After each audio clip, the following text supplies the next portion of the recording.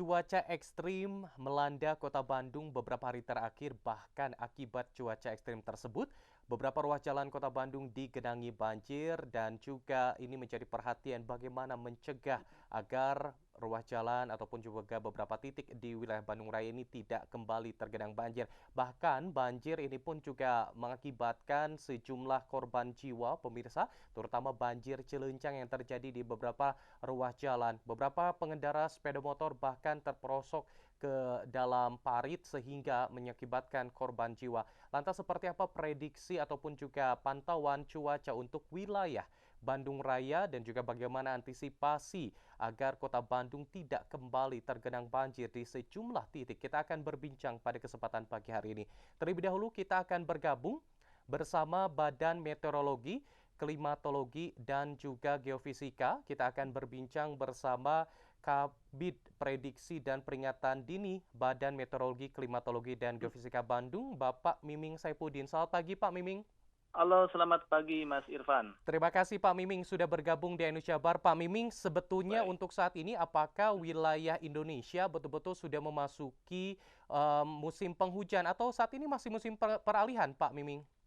Iya, baik Mas. Jadi memang kalau BMKG pernah menginformasikan bahwa awal awal musim hujan di wilayah Indonesia itu pada kisaran Oktober November gitu ya. Tapi memang itu tidak merata pada bulan-bulan tersebut. Seperti misalkan di Bandung juga sendiri bahwa awal musim hujan itu diprediksikan masuk di Oktober akhir. Jadi artinya minggu ini kemudian nanti November awal awal-awal November itu sudah mulai memasuki awal musim penghujan untuk wilayah Bandung dan sekitarnya.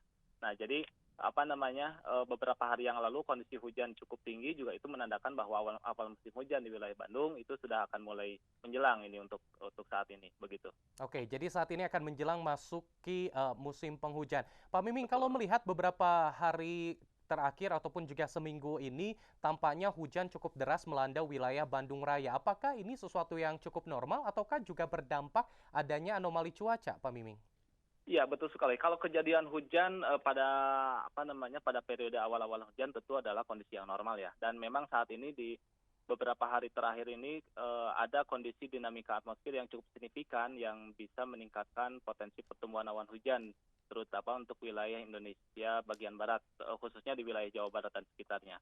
Dan ini juga didukung dengan faktor wilayah Bandung yang memang ada dataran-dataran tinggi yang cukup berpengaruh juga topografinya.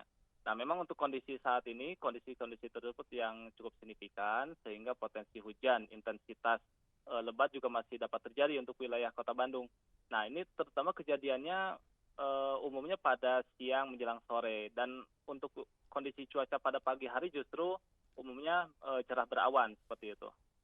Baik. Nah, terkait tadi sempat disampaikan dinamika atmosfer ini disebabkan oleh Ya. faktor apa, Pak Miming?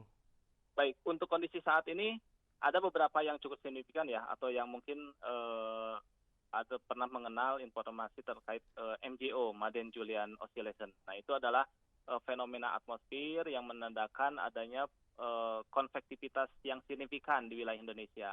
Nah, ketika MJO tersebut aktif di wilayah Indonesia, itu bisa berdampak pada peningkatan pertumbuhan awan hujan yang signifikan.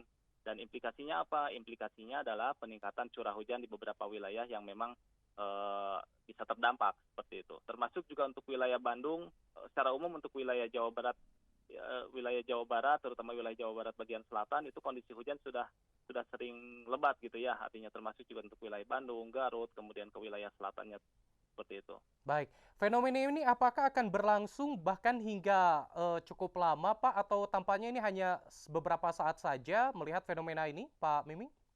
Ya, kalau bicara terkait dengan MJO atau Madden Julian Oscillation itu adalah fenomena yang berosilasi antara 30 hingga 90 hari. Artinya ketika aktif saat ini di wilayah Indonesia, maka sekitaran 60 hari hingga 90 hari berikutnya dia akan aktif di wilayah Indonesia. Tapi kan pembentuk cuaca ekstrim itu tidak hanya MJO, ada misalkan monsun, kemudian ada seruakan dingin yang saat ini memang belum aktif dan aktifnya itu antara kisaran Januari hingga Februari.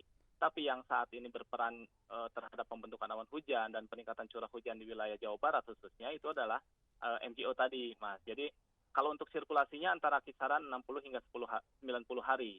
sirkulasi seperti itu. Oke, baik 60 hingga 90 hari dan tentunya ini akan sangat berdampak terutama ketika wilayah Indonesia memasuki musim penghujan. Seperti itu, Pak Miming.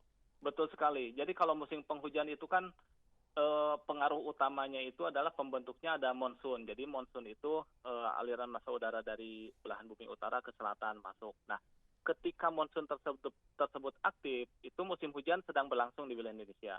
Nah, ditambah dengan adanya fenomena MJO yang di-trigger lagi gitu kan. Nah, ketika monsun tersebut aktif menyebabkan musim penghujan cukup rata di wilayah Indonesia, kemudian nanti ada sirkulasi MJO tadi yang saya sebutkan. Nah, ini menjadi trigger yang lebih signifikan lagi.